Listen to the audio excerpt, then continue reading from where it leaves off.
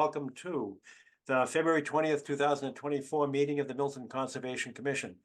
The commission members are appointed by the Select Board to implement the rules and regulations of the Wetlands Protection Act, as well as the Milton Town bylaws. As a matter of formality, we invite everyone to speak and ask questions and make comments, but to identify yourself in the process.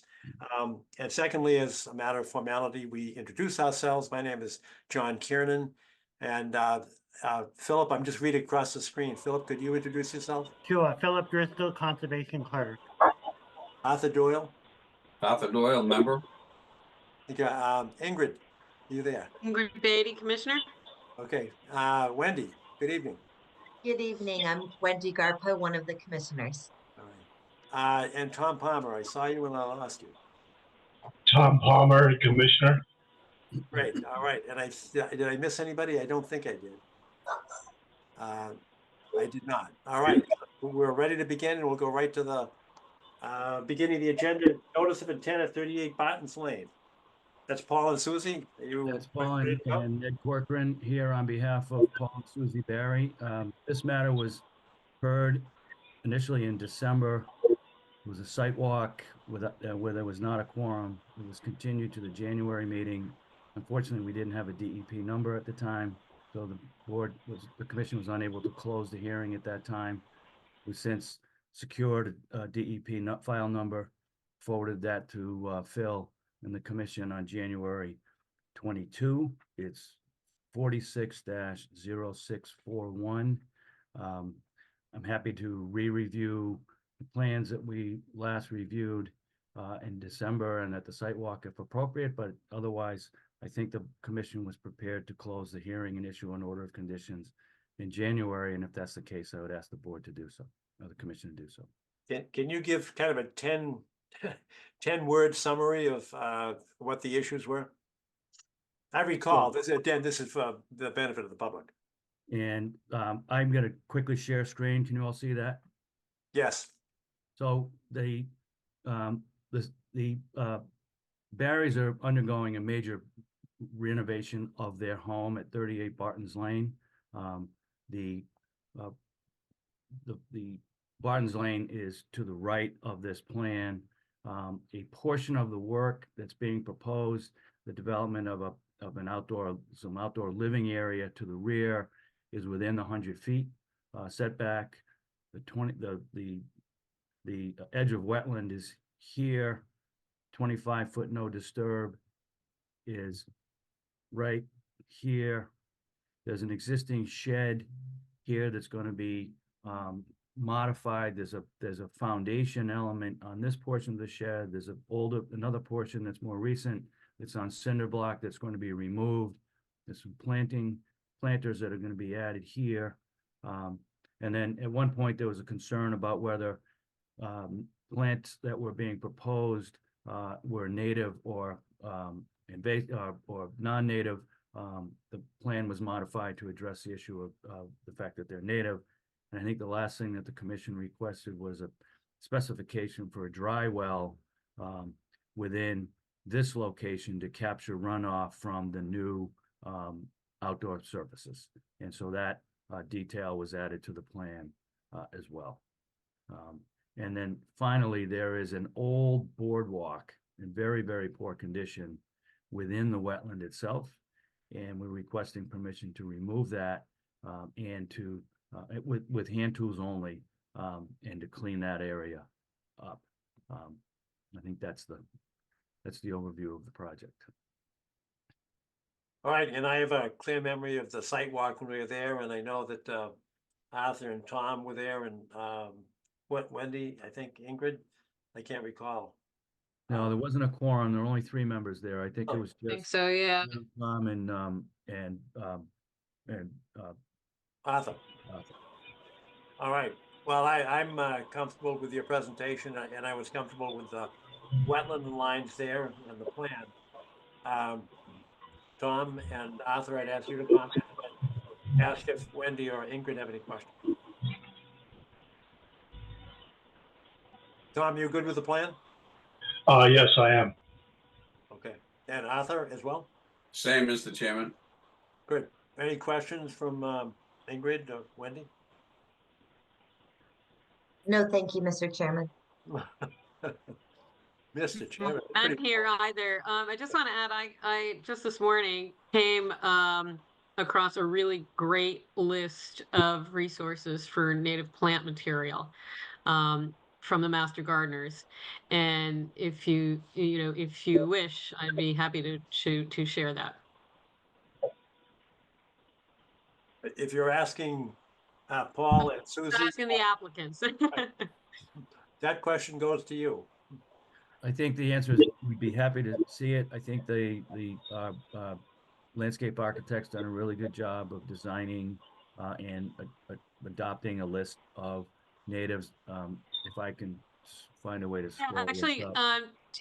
I don't have, it must have been in the last packet. It wasn't in this packet, a copy since it was a continued hearing. But I'd love to take a look at the list if it's easier for you to forward it. Yeah, I can Here it do is. that. This is the list of I think the natives that were being added. I can increase the scale on that.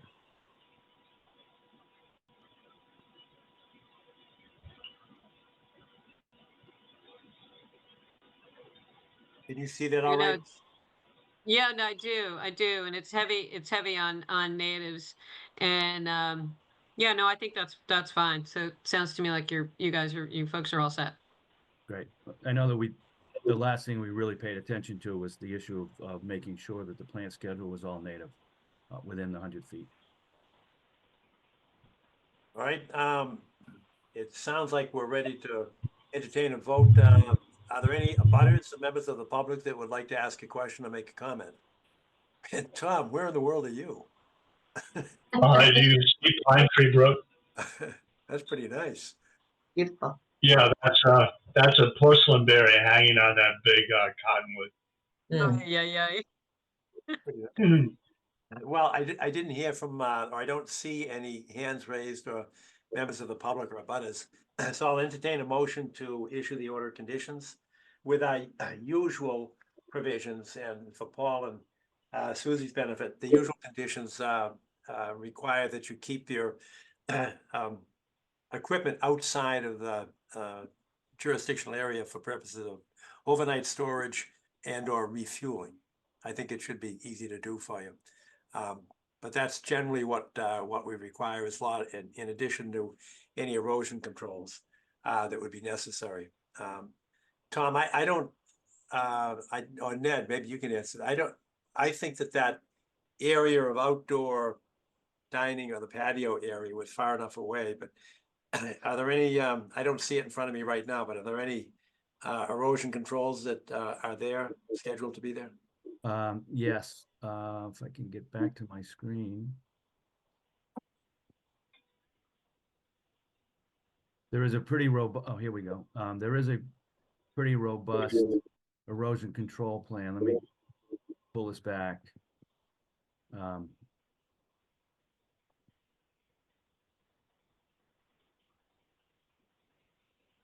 Yeah, there's a fairly robust erosion control plan right along here at roughly at the 25-foot no disturb and coming around the existing shed. That would be installed. I think there's actually, there is erosion control out there because of work that's being done back in here to protect wetlands from any erosion that's happening with soils that are being stored as a result of excavation for foundation, et cetera, with the existing work. So. All right, thank you. With those additions, that is the overnight storage and refueling and the placement as put on the plan, the placement of the erosion controls. Is there a motion to issue the order of conditions? I So move moved, Mr. we Chairman. issue. Tom Palmer, thank you very much for the motion. Is there a second? Second. Thank you very much, Arthur. Any discussion among commissioners? Let's have a individual vote. Tom Palmer, how do you vote? Yeah, Wendy, how do you vote? Yes. Ingrid, how do you vote? Yes. Arthur, how do you vote? Yes. And I vote yes as well, John Kiernan. So you have an approval Paul and Susie, you've got your order of conditions, and you'll probably be able to pick that up within the next week or so from Philip at the DPW office. And All we'll right. have, we'll get it and record it and they'll be ready to go. Perfect. All right. Thanks all very much. All right. Thank you. Thank you. All right. Thank Good you. night. We'll take that list of native plants too that you came across, Wendy, I think. If you want to leave that for us also. Ingrid, I'll send it to Philip and he Oh, can Ingrid. forward it to you. Perfect. Oh, okay. Thanks, Ingrid. Certainly. Thanks all. All right. Number 2 on the list is request for certificate of compliance, 0 Central Avenue. That's the gas project. Yeah. Is there anybody here from the gas company? Hi, Tracy Sudhalter. I work for TRC. I was the environmental consultant on the project. Sure. Welcome tonight. Thanks for having me back. I think the last time we met, we had a couple of questions for you because on the original compliance letter from your engineer, he indicated that there were a couple of things that we thought might need an explanation, like the missing sleeper blocks. Yep, exactly. So Yep. can you- So I had sent, there were 3 items actually. One of them was that you needed the engineer's stamp. So that was sent to Phil. So he has that in your records. So there's that piece. The sleeper box, here is the information from the engineers. The sleeper blocks were called out in the initial design in case they needed to provide additional support for the main adjacent to the culvert. When the pipe that was installed is a very rigid steel pipe. It's steel with a concrete exterior coating. And typically for mains of similar crossings, they don't require the additional support. But it was determined that they didn't need the additional support with the sleeper box, and as well the in situ soil was determined to have provided adequate support for the main, and the condition was deemed adequate, which is why the sleeper box were not used during construction. So that is does that make sense? So it makes sense. During but- construction, they decided they didn't need the extra support. All right, but the approved plan required it. So, and I'm certainly not trying to play engineer here, but if your engineer has said that, we need a revised compliance letter stamped by a PE. It says what you just said, that it's not necessary because it is a deviation from the plan. And I'm wondering if is it the same person? I'm looking at Charles Packer or Michael O'Brien. I'm not sure which one you're talking about. I don't remember which one the stamp was from. I can go look at what I had sent you. I think it's Looks like Charles Packer. Charles Packer, yes. So you need the revised letter to state why they did not use the sleeper Yes. box. Yes, because what we've Okay. got in our record here doesn't work, because it's just a deviation without an explanation. All right, so that was number 1. What was number 2? The other item that you had asked, sorry for an explanation. Where did that just go? So sorry, hold on. Let me go back to my inbox. I don't know why it just moved. The second one was why was vibration monitoring not used? They ended up using a coring rig that was handheld, had low RPMs, and the drill that was attached to the internal pipe support system limited the rotational impacts during the coring. And the forces did not exert an impact force to the existing brick culvert other than the coring bit.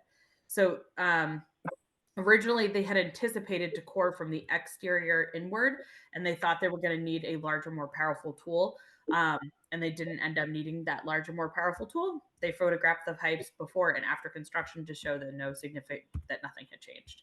So that was why they didn't end up needing that core. Why they didn't end up doing vibration monitoring, because they used a tool that wouldn't provide a significant issue. Understood. If you could have your engineer add that to his explanatory letter. Yep, sure. And with the then, PE stamp. yep. And I thought you said there was a third point. I can't remember what the. Oh, the third point was just that you had wanted the stamp, so you have it now. Oh, okay. Instead of just the signature, you wanted the stamp as well as the signature on All the right. letter. All right. Yeah, I know that Hans, who's not here tonight, was concerned with the vibration monitoring. I understand your explanation. Any other questions or concerns from commission members? Mr. Chairman, Yes. Just to note that the revised document will also require the engineer's stamp. You have that. We sent it over. No, yes, but that's not on the two additional pieces of information that the chair Oh, requested. yes, I understand. The stamp is on the letter, and the stamp Yes. will remain on the letter, but we'll now have that additional information on it. Yes. Thank you. Yep. All right, anything else? Tom, Ingrid, Wendy? No. Hearing nothing about it, as members of the public? All right, so actually, this is request for certificate of compliance. And I guess, I'm not sure that there's any need for speed here. I don't mind doing a conditional one, but it seems to me that our questions have been answered by a professional engineer, but the vote would have to be contingent upon receipt of the PE stamped letter of compliance with explanation. Does anybody have strong feelings about proceeding on a conditional vote? And that is conditioned upon the receipt of the PE stamp letter. Or if you want to wait until next month. I concur with that, Mr. Chairman, and would move accordingly. Do we do it as a conditional vote? Yes, All right. So do you make such a motion? yes, sir. All right, is there a second to that motion to conditionally issue the certificate of compliance, the condition being receipt of the PE stamped letter with explanation that we've heard tonight? Is there a second? Is that a yes, Wendy? Yes, I'll I'll second second it. it. Is that a yes or a question? That's a yes. Okay, good. I second it. All right, any discussion? Hearing none, Tom, I vote yes. Wendy, Yes. Ingrid? Ingrid? Did you hear me? That? Yay. Yay, okay, thank you. Arthur, Yes, and I vote as well, John Kiernan, yay. So, thank you very much, there's your certificate of compliance, but please, Tracy, if you would get that letter into us, and that'll make everybody happy. Absolutely. Thanks, everyone. Have a wonderful evening. All right, you too, thanks.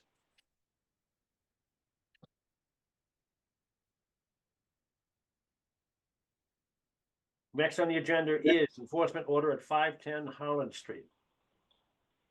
Do we have the homeowner or representative? We have counsel for the homeowner, Mr. Chair, Ned Corcoran, on behalf of Roberta Williamson, who's the owner of the property at 510 Harland Street.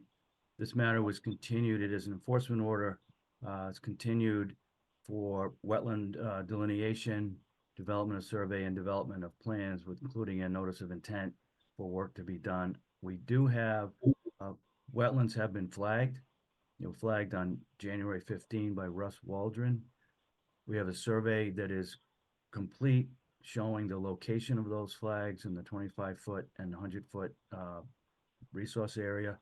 I can share screen and show you a draft of that, but we're working on a plan to come in with an NOI that would delineate the work that remains to be done or that wants to be done, subject to an order of conditions. Can you share the screen? I can do that. Because one of my concerns is that in, pending the filing of the NOI, I just want to make sure that the piled soil is not eroding into the wetlands. Correct. This is the, can you see this? Yes, So, this is 510 Harland Street. Harland Street being down below, driveway entry here up to an upper parking area with the house. And the area in question where work was proceeding was all up in this part of the house. Wetland flags have been delineated along here and here. You can see that any work that would be done here would certainly be within 100 feet. There is a notion that we will replace this paved driveway with a pervious surface that obviously would be within 25 feet. We'll need a plan that demonstrates that. There's some other work that's being done here that was halted pending the delineation and the proper filing of application. So This is, as I say, a draft of the survey. It doesn't show the erosion controls that were put in. It should have that, and I will make sure that the erosion controls measures that have been put in place are delineated on the plan as well. All right, are there questions from commissioners? When do you anticipate the notice of intent filing? We're hoping to file by the end of the month so that we can be on before the commission on March 12th. Oh, that's good. So I request a continuance to March 12th, and then, you know, we're gunning for that date. All right. That makes sense to me. Other commissioners? Abutters, members of the public that have a comment, suggestion? Hearing none, then at your request, I think I don't think we need a vote for this, but is there a consensus that we should continue this until the March meeting? Just it's sort of a yes would help. Yes. That would support that consensus. Unofficial. All right. Ned, thank you very much for the presentation. We look forward to seeing the notice of intent, and we'll see you at our March meeting. Great, thank you. All right, thank you all. Thank you very much. Next on what's the date on the March meeting? Philip, do you know? Well, March 12th. 12th. Perfect. All right. 4 on the agenda is 24 Wentworth Farm. Do we have a homeowner, or this is an enforcement order that was issued some time ago, and we're looking for some kind of a response from the homeowner? Is the applicant here? Yep. Yes. Hi. Nice to meet you, everybody. This is Jordan and Strom and Best Cutter. Hi. So the enforcement order regards the placement of a gravity retaining wall with large boulders at the site of what was shown on the plans of initially was going to be a concrete retaining wall. The decision to change to a boulder wall was on the basis of both cost as well as the fact that it was porous. We also thought that it looked better with the natural environment. We have an affidavit from an engineer, Bowden Engineering, who states that it's structurally sound, that the septic plan, it wasn't changed at all in the process. And this is now reflected on the as-built plan that's been submitted to the town. We also have our contractor, PJ Antonek, online if there are any questions about that. Hi, everybody. This is PJ from Oak Development. I haven't dealt with you guys much in Milton, but I've definitely been around the block with these meetings down in Hingham, as well as Situate, Duxbury, and a couple other towns on the South Shore. Many times when we do retaining walls, we choose to use boulders for the aesthetic reason. And as Jordy said, the cost of either a poured concrete or a block concrete wall is pretty expensive. This site had a considerable amount of boulders that we took out of the ground.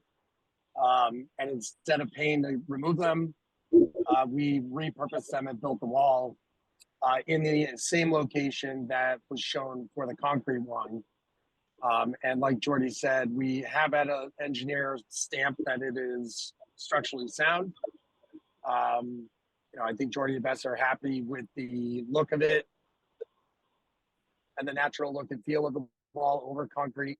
And that was really the main reason. And I'm happy to share a screen if the commissioner wills to show a view of the affidavit.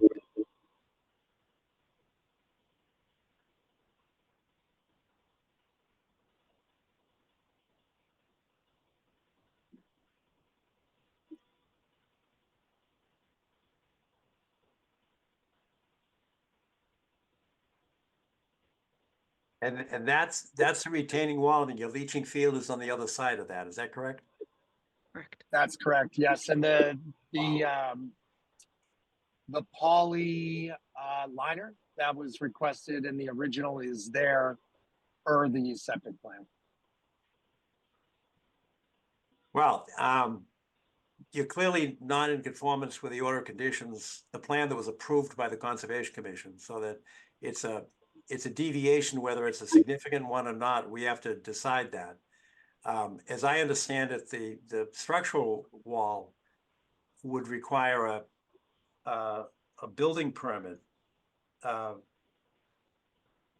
that if this wall is insufficient, you'd have to go back to the building department to get approval for that kind of a wall. So I'll have to tell you, I did talk to the Board of Health on this. And they're waiting for approval of the septic system, but they're waiting for our approval, and I'm not comfortable at this point that the rock wall or the boulder wall that you just showed us, A, it's not in conformance with the one we approved, and B, I don't have any assurance that that's gonna be sufficient to hold back the leaching field. If that blows out, we've got a problem because you're pretty close to the wetlands there. Well, what I can tell you is I have had extensive conversations with Barry in the building department. In the state of Massachusetts, there's no permit required for a natural boulder wall. It's considered a landscape wall, and we do it.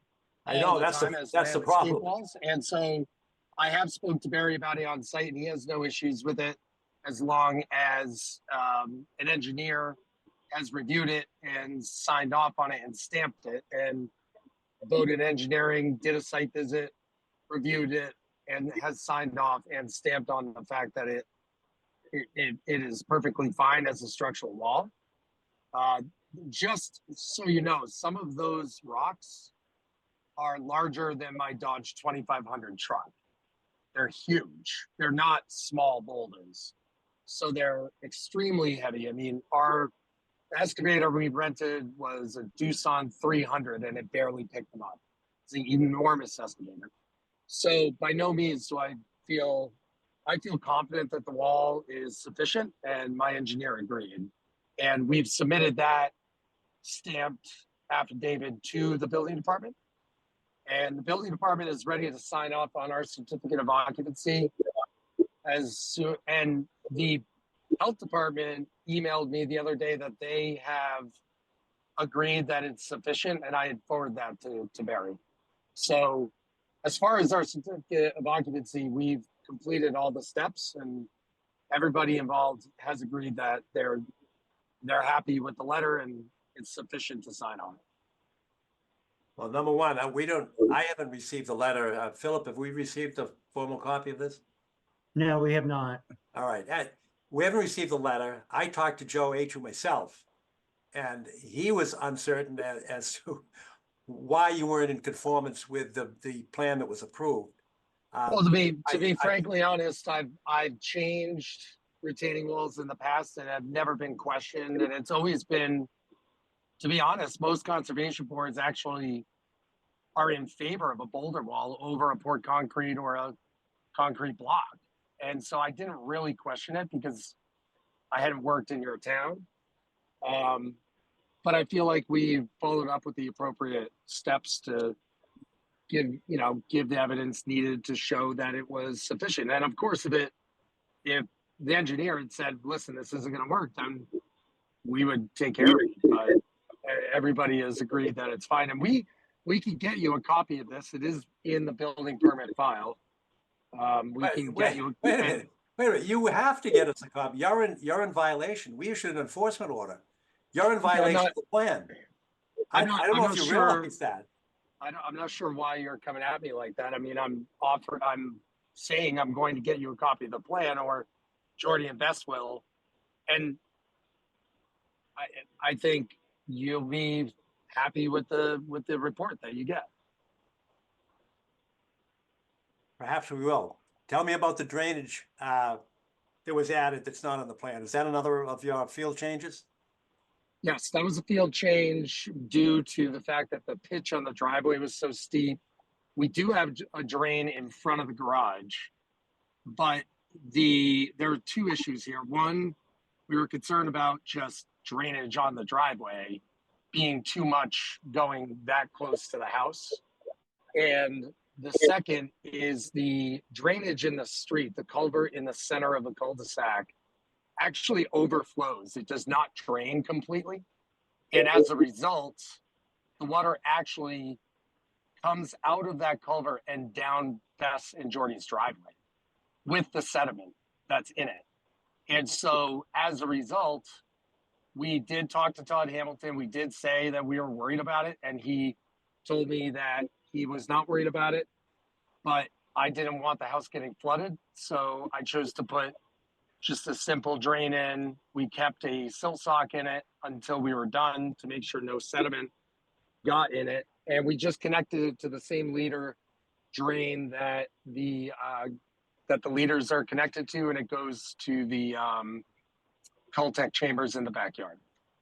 And how does that impact your calculations for the size of the Cultec chamber? I don't know how much water you're adding. We're not adding any. We're taking what was supposed to originally go into the drain at the garage. But I felt as though, in my opinion, having all the water go against the house, we were playing with fire with the house having problems. So we put it in as an additional drain to add more drainage to the existing runoff. All right. Well, I went back to the original plans and I consulted with the engineer that was responsible for the plans and submitted to us.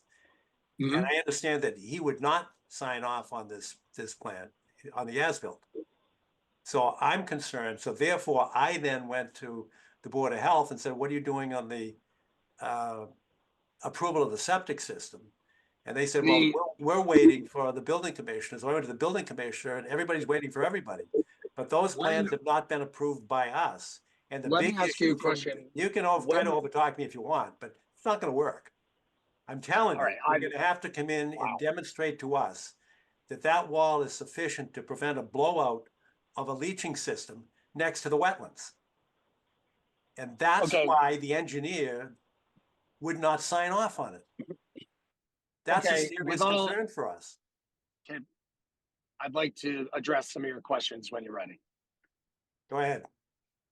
Well, first off, I don't, with complete, with all due respect, I don't feel as though I should be treated like a criminal, number one. Number two, we made changes in the best interest of our clients as far as the drainage of our client's home and their investment. And the fact that the roadway is overrunning onto their property is a potential hazard and a flood hazard for their property. So we put that additional drainage in as a precaution. We are not, if anything, you guys should be looking at the drainage in the street that is not working properly, because that's what's creating the additional water that this potentially could take. As far as what's on site, it's not taking any additional water. Zero. It's just an additional manhole that's going to collect anything in the driveway, as opposed to having it all pitched to the house. In other words, we allowed the water to be pitched into the center of the driveway instead of the drain that was proposed. So we're not creating any extra water. It's the water on the street. That's a massive problem. And it's also a problem for you guys because all of the sediment inside that culvert washes out and down the street. So that's an issue I think that you guys need to take a hard look at. That has nothing to do with us. But as a result of that problem is why we put this in as a precaution. And I'm happy to have an engineer take a look and confirm this with a letter and an affidavit and stamp it. I'm fine with doing that. As far as the wall, I'm happy to have my septic engineer and my engineer that already signed off on it address the situation with your concerns about the leach field exploding. I'm happy to take a look at that. But at the end of the day, if a leach field exploded against this, as opposed to against a concrete wall is going to have drains and it's going to have gravel on the side of the leach field leading to PVC drains to allow water to free flow through the bottom. So regardless of if a leach field exploded on our wall or exploded on a concrete wall, it would still go through those drains. So I'm happy to have my engineer take a look at this and write an affidavit. And I'm happy to have I'm also happy to have an engineer take a look at this drain. But in my opinion, we've done everything we need to satisfy the building department. Not even in my opinion. I know for a fact that I have satisfied everything the building department wants. And we're happy to share anything that you guys haven't seen, like that letter. And I don't think we're doing yes, we deviated from the original plan, but we're here to be proactive to figure out what we could do to make you comfortable with it and then put this to bed and everybody can move on. Sounds like a plan. Can you get that package of material from your engineer to us? It should go to Philip Driscoll at the DPW office. I can. I'm not sure. Will you want to re-meet on this on the 12th? Because I'm not sure I could pull it together that fast. I thought it was already submitted to the town. Oh, this letter, yes. I thought you meant additional letters. I thought if you need additional letters, sure. Just get it to us as quickly as you can, because we need it to make a decision. What we'll do is we will get you that tomorrow, and then you guys can review it and let us know if you need further information. And if you do, I'm happy to facilitate that. Sounds like a plan. How about commissioners? I'm just Ingrid.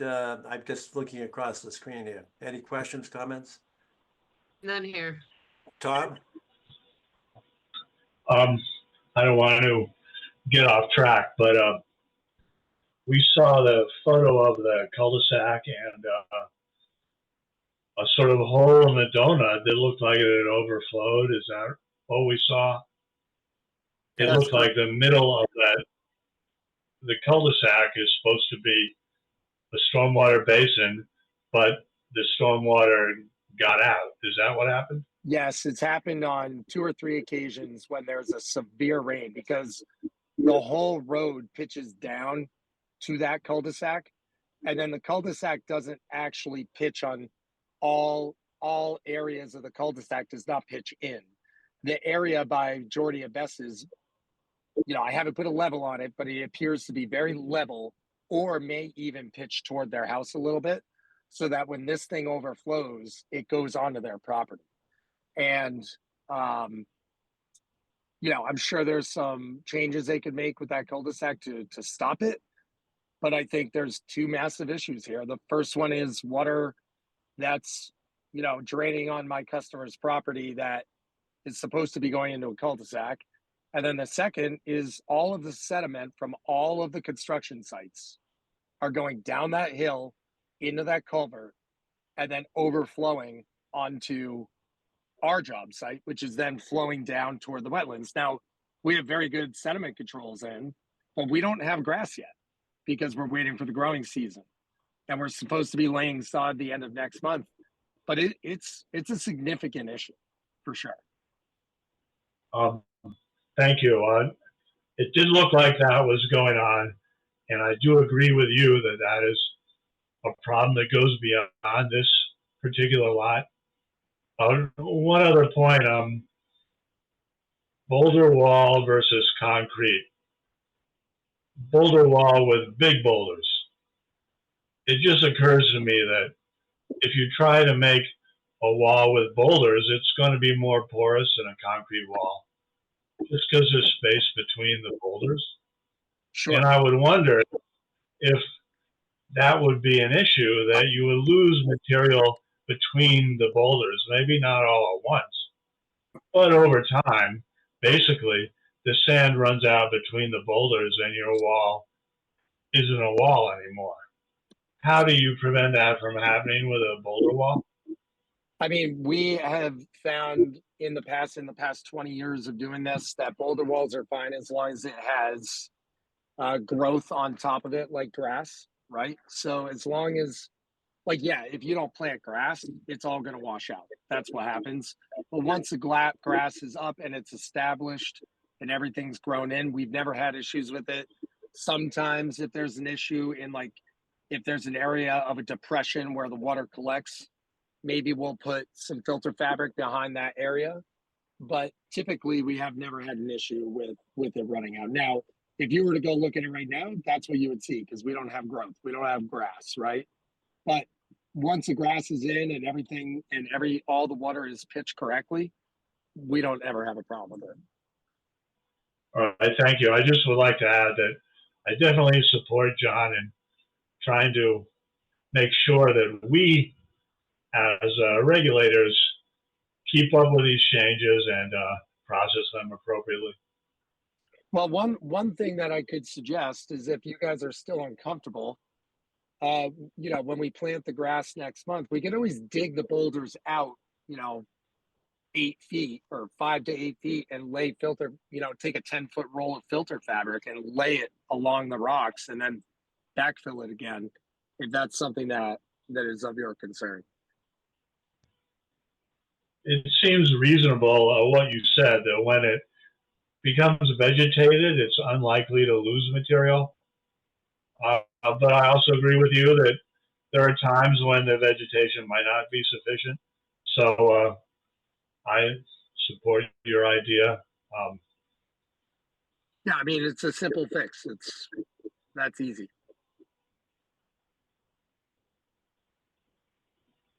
Hey, any other questions, Arthur? I don't see you, but there you are. No, I'm fine with the direction being advocated.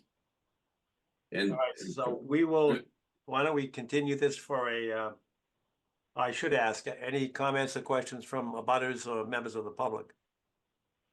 And when I say abutters, I don't know if you've looked at the agenda tonight, but the next two items on our agenda are uphill from you, and that detention basin is an issue, and we are aware of it, and we're in the process of addressing it right now. And I don't know if you know this. I should, and I don't, but who's responsible for cleaning out that detention pond? You're done. I would have to divert to Jordy and Bess on that, because that was before my time. I'm not exactly sure. Jordan, you know? I don't know. Yeah, I believe it was part of the common spaces, which ultimately fall until the construction of the last home to the developer, Todd Hamilton. All right, and do you agree that that's filled up and clogged now? I don't know if that's the reason it's overflowing, or it's just not big enough. Yeah, I can tell you, it fills with, the drain there fills with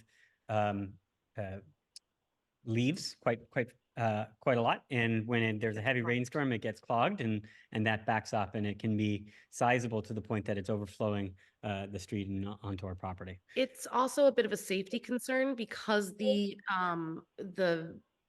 basin is downhill. When you get to the cul-de-sac, it's not easy to see it at first, and at night especially. And my concern is that somebody is going to end up driving their car into there. Understood. All right, no, I appreciate that, and that's the topic of the next two agenda items, as to how to keep the erosion out of that. Yes. But I see what's happening, because you're downstream. I get it. Yeah. Quite literally. Literally. All right, so we look forward to getting your materials, and we'll put this on for March 12th. I'm sorry, March 10th. Commissioner, No, I'd like to add one more quick thing, and that is just so everybody has kind of a visual of how far downhill they are from the elevation of the, I guess we'll say the cul-de-sac, to the bottom of the hill where we put that drain, where the flat surface in front of their garage is roughly like 12 feet off the top of my head. It's a significant drop. Yeah. Right. So it's not like it's a couple feet and we are being overcautious with this extra drain. It's a significant drop, and it's a large amount of water when that thing overflows. And that was our concern. And I would add to that at the time before we initially had the drain, we were getting flooding in the house. Yeah, that's true. And that has since gone away since the placement of the drain. So it was definitely needed. valuable. Understood. All right, we look forward to getting your materials from the engineers. Thank you very much. Okay, thanks, guys. Take care. Thank you so much. Thank you. Thank you. Next on the list is enforcement order at 12 Wentworth Farm. And that is the one that, We've- Philip, we received a request for. We received an email earlier that like it continue till March 12th.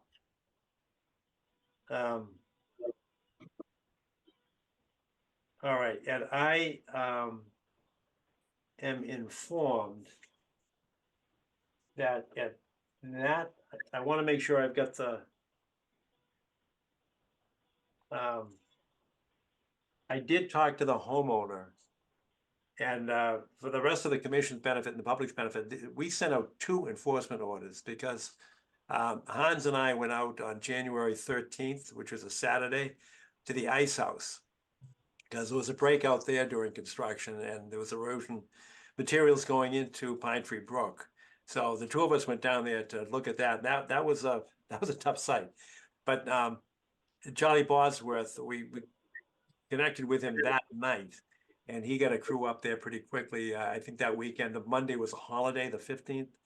And I haven't talked to Hans. That's near his house. So I think that's been rectified and it was done pretty quickly. After that, on the 13th, I went up to Wentworth Farm and looked at these properties here, and I saw that there was a lot of erosion. Just as the last applicant indicated, there's a lot of sedimentation coming off of the unsecured landscaped land and just going right into the drainage system, and much of it going right into the detention pond. So we issued the enforcement order and nothing was done. So a couple of weeks later, I just happened to go back and it was still a problem. So we issued a second set of enforcement orders. And at that point, Mr. I think it's Justin Kesner, called me, and he is at 12, lot 9 is 12. And he said that he had retained Jason Sanatellis to put in some siltation. I think that has been done. Nevertheless, they have requested a continuance until March. So there is something there, although I understand it's a 6-inch silk salt, and it probably needs something larger, 10 to 12 inches perhaps. But at least there's been some effort to do something. I don't have the same information for lot number 7, which is 20, which I think is right next to Jordan Strom, who was the last applicant before us. And I sent some pictures tonight, and I don't know if Philip, could you screen share those? Tom, you may want to go up there and take a look. When it rains, it's bad. I saw your pictures, John. They were flash pictures of asphalt, and there was an awful lot of sand. They It sure looked was. like the sand was just flowing off the landscaped area onto the road in quantity. And heading, that's the house right next to the detention basin that we were just talking about. Well, it's probably had an effect in that basin, Yes, absolutely. blocking the drain. But to my knowledge, really- it still hasn't. Yeah, not only do they need to fix the street edge, but somebody needs to go to that basin and see what's there. Yeah, I don't and know. I have no idea if there's a homeowners association or it's still on the developer to do that, but somebody needs to clean it out. The people who were just on, they were saying that their lot is pitched, and once the water comes to the edge of their dirt, there's not, as I said, there won't be any more any grass for 6 months, so they could lose a lot of material down the hill. I agree. And I guess it would go in a wetland. So it's sort of a semi-emergency situation, it seems to me, to try to prevent the movement of material. I agree with you that a 6-inch sock is likely to get pushed aside by a heavy flow. Yeah, so I don't know. It sounds like this is pretty bad growing pains for this subdivision because the main road follows the grade straight down the hill and is now acting as a chute for a lot of materials that it shouldn't. No, I agree with it.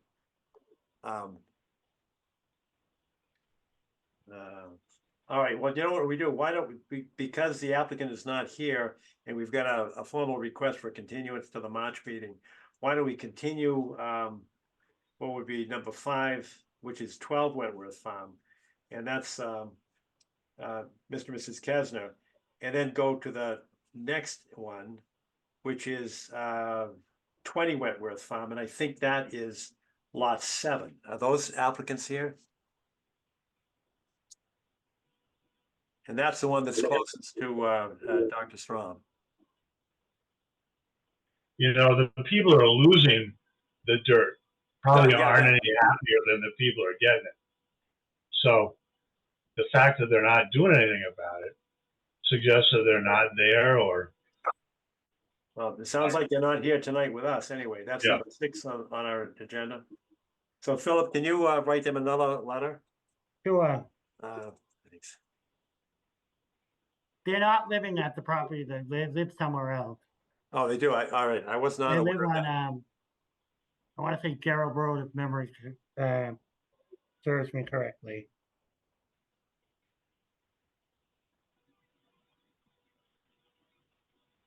But I can write them another enforcement letter.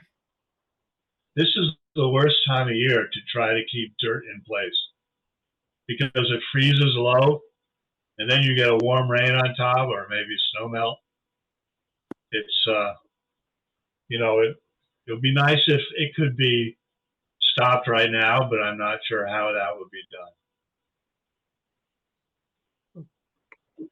All right. So Philip, can you see if you can find out where if they don't live on the premises and find out where they are, or perhaps contact if the general contractor is still on site. Right, I can find out where they're living. Okay. All right, because it really does need some immediate attention, and you know, I've been out there twice since the 13th of January, so and nothing's been done. Mr. Chairman, Yes. noting Tom's comments and adding to it the impact of wind at this time of the year, we're not going to be addressing this until a month from now. Is there any possibility to water erosion barriers to be put in place on these properties? Well, that's what we did. What's the last enforcement order say? It says install erosion barriers, I think. Yeah, so they both So say I that. read it. Yeah, that's what we've done. That was the But, first one and the second one. but they're not in place, correct? Correct. So, why don't we say something to the effect they've got X number of days pending the imposition of fines for any day thereafter until they're installed. And we already told them that. That was after the first one. We sent the second one, and the second one was accompanied by a letter that said you know you're subject to fines up to $300 a day per violation. Yeah, I didn't see that, so thank you. Well. Yeah. What's the next step? What's the next option we have? Well, Philip, this has been, I think both of these have been filed in the Registry of Deeds, correct? Yes. All right. So I would suggest that we impose a fine starting today, and and just give them notice. It's going to accumulate. You've got to do something. Do you Well, need a John, motion to that you've been effect? there and Mr. seen Chairman? it. What's that? Do you need a motion to that effect? Yes. Well, we actually have to have a motion to verify the enforcement order. In fact, we've got 2 of them, because under our regulation, it can be issued by any commissioner or the agent, and then it's to be confirmed at the meeting of the Conservation Commission. So we need to confirm all of these enforcement orders to stay in compliance with our own regulations. So the first motion would be to confirm the enforcement orders at, we should do it for all of them. 510 Harland Street, 24 Wentworth Farm, 12 Wentworth Farm, 20 Wentworth Farm. And then I suggest that we could have a separate motion to impose the fine starting today, tomorrow. Because this is two enforcement orders, notice of the fine, and they don't show Yeah. up. Yeah, I can see 510 Harland, 12 Wentworth, and 20 Wentworth. But we have work underway at 24 that we've agreed to. No, Directionally. I'm not suggesting a fine for the others, Arthur. I was just saying, under our regulations, we have to vote to confirm the issuance of the enforcement order. It's already gone. Okay. So, Philip signed it, so. Yeah, And we're right. supposed to support, and I asked him to do it. all right, so if you need an order to confirm the issuance of the enforcement orders on these 4 properties, I move accordingly. Right, that's the first motion. Then the second one would have to do with a fine or doing something to get some kind of a response from number 20 Wentworth Farm. Okay. So first motion. Because I had asked Philip to do it, so I'll make the motion to confirm these enforcement orders, 5, 10, 24, 12, and 20. That's my motion. Does anybody second that? I Second. second it, John. Okay, Wendy, I saw your hand first. So we'll take a voice vote, and that goes to Tom, how you vote? Yes. Wendy, Yes. Ingrid, Yes. Arthur, Yes. and John Kiernan, I yes as well. Thank you. That's the first motion. And the second motion is to impose a fine beginning immediately of $300 a day for failure to install the erosion controls that were first ordered back on January 16th, and then the second order. Philip, do you have the date of the second order? Enforcement, January 31st, so the 16th and then the 31st, right. and a letter telling them about the fine and a request to appear at tonight's hearing. Right. So I'd propose a fine of $300 a day. Confirmation of receipt of both, I assume. I think the DPW delivered it. Did you also send it by mail, Philip? Yes, I sent it both local and certified. Okay, And so you got the certified receipts back for both notices? I did not get anything back. When I sent one certified for 20 Wentworth Farm, they sent it back and said they didn't live there. Then I did a little investigation and found out they lived somewhere else. And I sent it there and they did not send me the card back. But I haven't received it back, so I assume that they received it. oh, you mean it was not returned to you? No. All right. Well, We don't want them to elect and get notice. well, if it's gone by DPW to the house, albeit they're not living there, and it's gone by both regular mail and certified mail to where they are living, I think that constitutes adequate service. Right. But Phil said he didn't get the receipts back for the certified mailings. That's correct, but there's a presumption, even on the regular mail, that it was properly delivered by the US Postal Service. Do you want to hire a sheriff and have them served in hand? I mean, this is it's escalating, and it's becoming more complicated. Right. I'm comfortable that they've got notice with regular mail and actual mail. And certainly delivered to I'll say, the building. Do you want to, I don't know how else to get a hold of them. I don't know what else to do. You said you sent it your address? I But you- sent you- it, the first time I sent it to 20 Wentworth Farm Road, and it came Right. back, it came back undeliverable. Okay. Then I found out that they live, I want to say Gerald Road, but I'm not sure, memory's not serving me correctly. So I sent it there, and they have, it hasn't returned to me, nor has the card they sent. If they signed it, it's returned to me either. Right. Which, I mean, I would think if no one was there, that it would have came back non-deliverable. Mhm. And I mean, if they don't sign it, they don't sign it.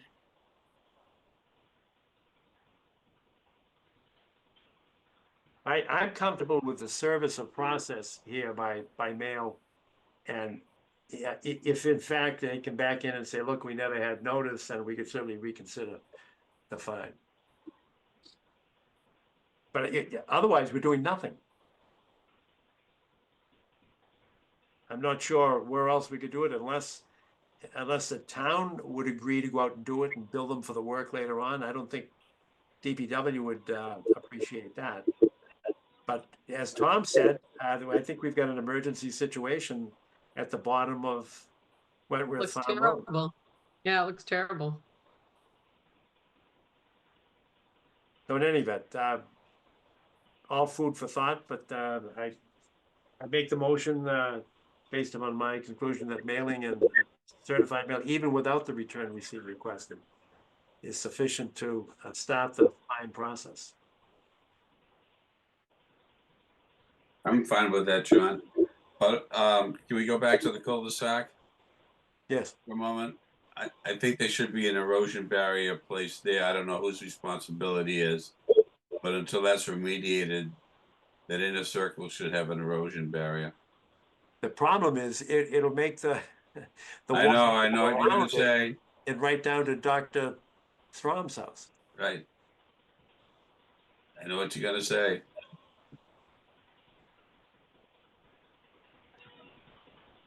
Well, I think one thing we could do is run to ground who is responsible. I don't know if there's a homeowners association there. I don't know if the developer is still responsible for it until the last house is sold. And it may be, it's not the last house, it may be the last lot that's sold. So it would be the lot / house or homeowners association. I don't know the answer to that question. But I can certainly find out. And I will do so. All right, Ingrid, would you be more comfortable waiting a month and not doing anything? No, I mean, I do think we need to act. All right, if there How are, much there's does- another, how much you know, is- Yeah, I mean, you know, they may be hiding behind the door here. I don't know, but how much does it cost to hire a sheriff to handle it now that Phil has sort of identified an alternate address? Is that I should unreasonable? know that, and I don't, probably a couple of $100. Yeah.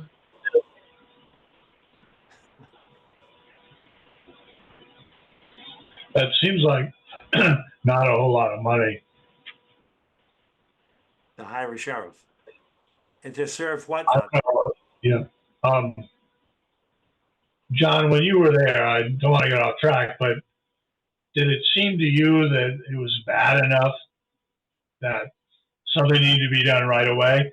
And Yes. yeah, and did it also seem to you that you had an idea of what could be done?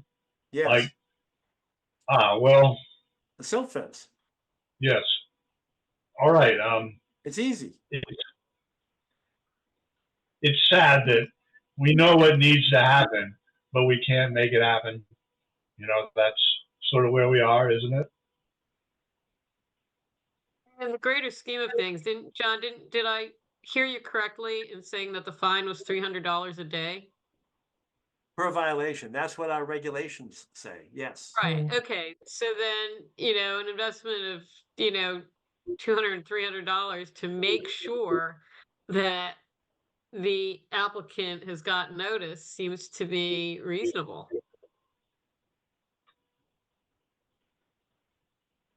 if you're uncomfortable with the amount of the fine, then why don't we come with a lesser fine and say it's starting immediately? Here's the enforcement Uncomfortable. order. I'm not uncomfortable. I'm You're not at not. all uncomfortable with the amount of the fine. Then why don't we do both? Just issue the order. I mean, that what I was anticipating, we'd issue the order and say the fine's beginning now and serve that by a sheriff. Yeah, that's exactly what I was thinking. Oh, good. Okay, thank you. All right. I'm good with that. Okay. Yeah, my question was whether or not these folks are getting anything or if they're deliberately avoiding getting anything. Understood. So then the motion will be to issue a third enforcement order. And as part of that will be a fine for non-compliance of $300 per day for non-compliance, and have that order served by the sheriff. That's the motion. I think that's fair. And if it turns out that they're in Florida or something and not just picking up the mail, well, maybe this will get their attention. Correct. Correct. All right. So if that's the motion, is there a second? Second. Okay, Ingrid, thank you for the second. Any discussion? Individual vote. Tom, how do you vote? Yes. Wendy? Yes. Ingrid? Yes. Arthur? Yes. And John Kiernan vote yes as well. So that's unanimous. If you need any help getting the sheriff, Phil, in terms of service of process, you just give me a call. I'm on Okay. trial right now, so but I'm back usually late afternoon. Okay. But we do it all the time for litigation. All right? So Okay, then, and I call Norfolk Sheriff's Office. yes, civil division. And just ask how to serve process. And they Okay. have a process service division.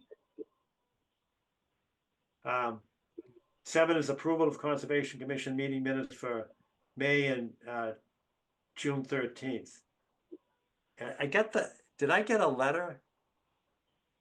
I got an email from Steve today, and I thought he was still out on the high seas. Did you get that, Philip, or did anybody I else? did, yes. Yes. He said From he- Steve was, today too. There's a Word document. I guess he's got service out there on the high seas. Okay, all right. But are those the minutes that he's working on?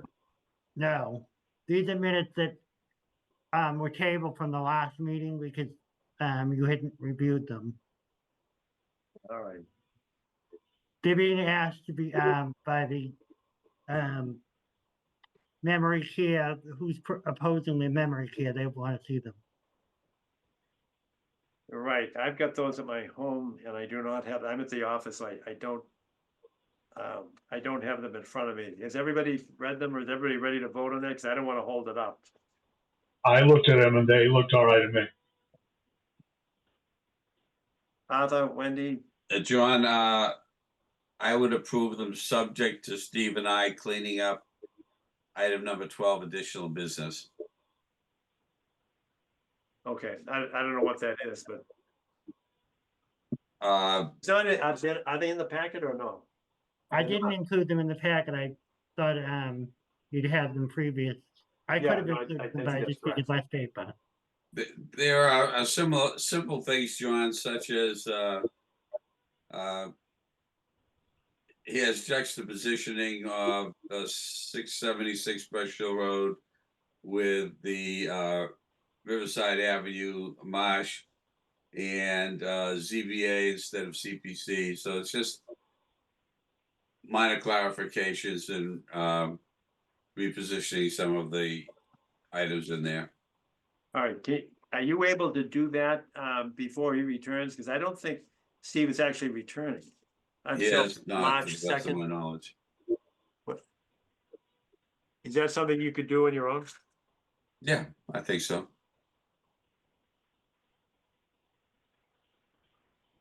All right, so can we approve them subject to Arthur's revisions? Yeah, I will move, we do that. For a second for that? I'll second it, John. Great, thank you. And let's vote on that. Arthur, how do you vote? Yes. And Wendy, Yes. Ingrid, Yes. Tom, Yes. and I, John Kieran, I as well. So that we're good to go on that. And Philip, and just work with Arthur to just revise the section on additional business. Sure. All right, so that takes us to additional business. Any additional business? Arthur, do you have any? I have none, Mr. Chairman. All right. Hey, John, could you tell me about the breakout at Ice House, where it was and Yeah, do what you, was going on? yeah, it was a pretty big rainstorm that weekend, Friday and Saturday. And Yeah.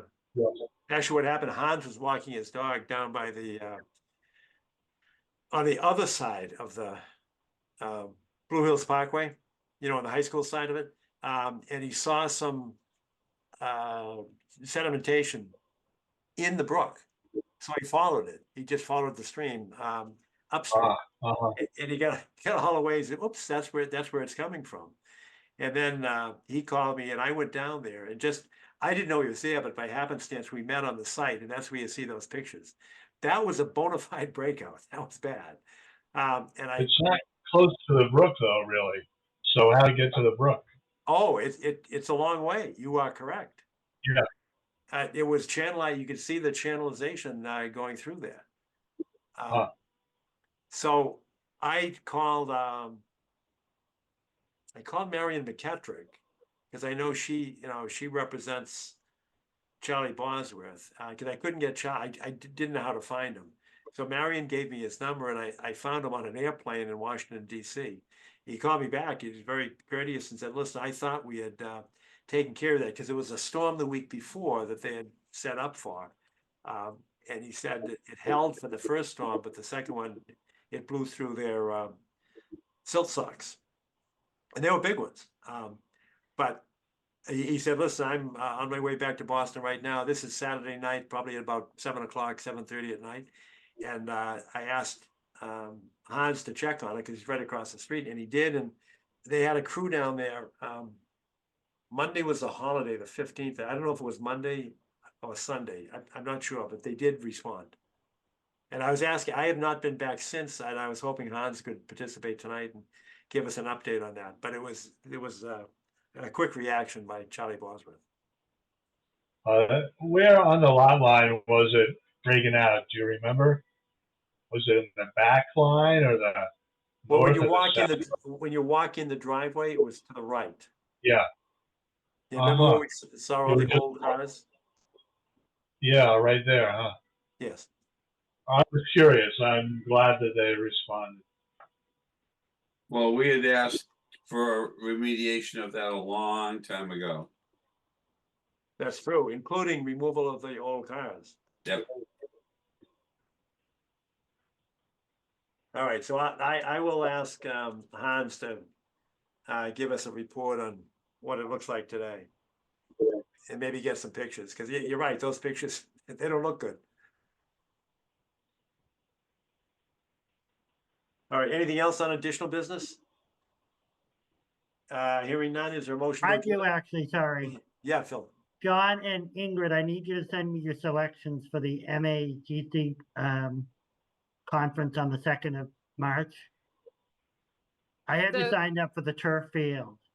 Right. Now that's hybrid. You can either do in person or Zoom. Is that correct, Phil?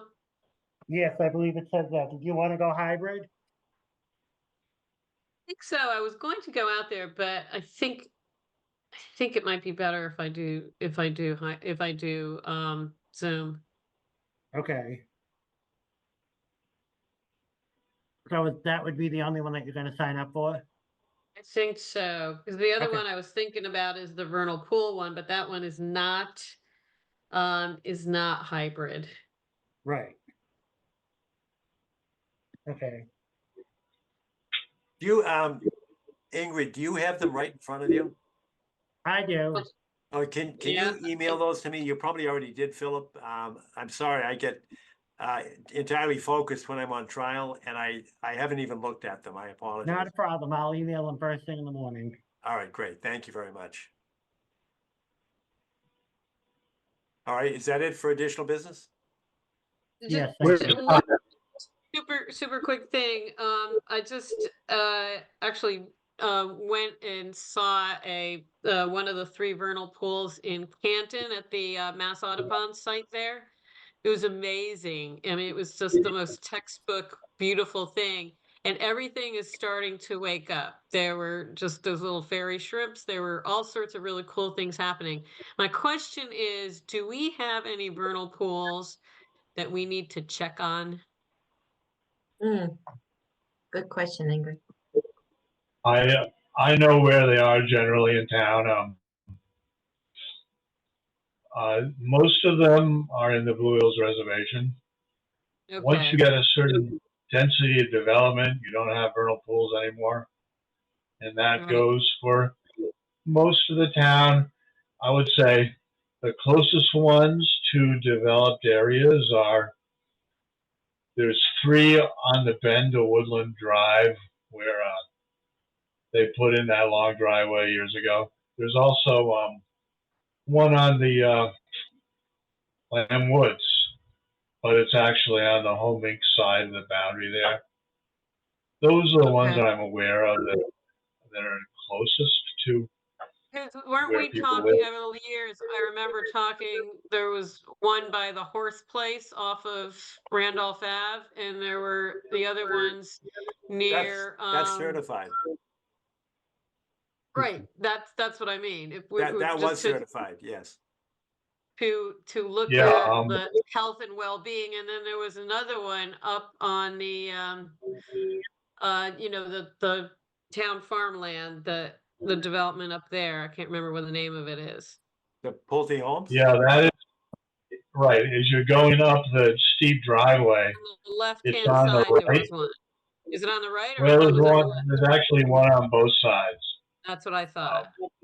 Yeah, and the one on the right is behind that big basin you see as you go up, and the one on the left is generally on the flat, underneath those that rock cliff. So yeah, there's quite a few of them around town, and it's an ambitious project to keep up with what's going on inside them. It could be done, of course, but I have a lot of records of inverts and amphibians from pools, but I don't go back year after year, at least for most of them. I would say most of the interest for me in that regard has been on Hemingway Lane, because that's where the state listed vernal pool amphibian lives, the blue spots. Oh, And right. curiously, despite my efforts and the efforts of some buddies, we have not found where they are breeding. We just know they go back and forth across the road. They're breeding somewhere down by the edge of the foul meadow, where it just gets wet gradually rather than in discrete Actual pool. pools. Right. Yeah. So, yeah, certainly there's plenty of room for more information, that's for sure. Mm. What did you see besides fairy shrimp? Did you see any salamanders? No, the salamanders are expected in a couple of weeks, and I asked them Yeah, to. it would be early I, for them. yeah, I asked them to let me know. To give me a heads The up. place everybody goes traditionally in Milton is at the intersection of Chickatawbut and 28. They park there, walk down the gas line to where the ditch starts to go, widen out into the wetland under Chickatawbut, and where the stream comes through and underneath the pipeline is a pool where you will often see a gaggle of people with flashlights in late March. That's a convenient place to see the salamanders, but in that case, it's the yellow spots. The most salamander egg masses I ever counted in a vernal pool was 400. And Wow. that was in the so-called CCC pond. I don't know if you know what I'm talking about, but if you go into the Blue Hills from Route 28 across from Harland Street, that Right. entrance, Yep. and you go up like a half mile, you see a little pond on the right with it's an impoundment with a little dam. That's where there's the little tiny parking lot where there's only like, you could fit like Yeah, 3 that's cars. right. Yeah, I know that. That I is- know that. Yeah, yeah, that's a little pond. 400 egg masses is a lot. Yeah, okay. That's but- sweet. But yeah, but of course, the strength of the population depends on the quality of the upland habitat around it. So Yeah. that place is surrounded by mature upland woods. That's where they live during the rest of the year. Are there little pools that don't have salamanders? Yes, like the one at Home Inc. I don't think has salamanders, but it's still a vernal pool, and that may be true for the one at Pulte too, because I never Right. saw any there. But it Well, might the still discussion meet. I was having was the impediments to the animals traveling from one to the other. Yeah, that's an issue always. Right, and I just I'm I sorry bring it that- up because it's not just, Yeah. protecting X amount of, real estate around, no development around it, but what we always need to keep in mind is the ability of the creatures to travel from one to the other. They need to do that. They need to do that for genetic diversity. Yeah, well, if anybody wants to go see some, textbook pristine vernal pools, the Mass Audubon place in Canton, that estate is got 3 of them there, and they're just literally textbook. They're beautiful. Thank you, Ingrid. They're all different. All right, we ready to adjourn? Yeah. Yes, So moved. So moved. All right, all in favor? Aye. I. Good to go. Thanks all. Good night. Take care. Good luck with your trial. Thanks, Don.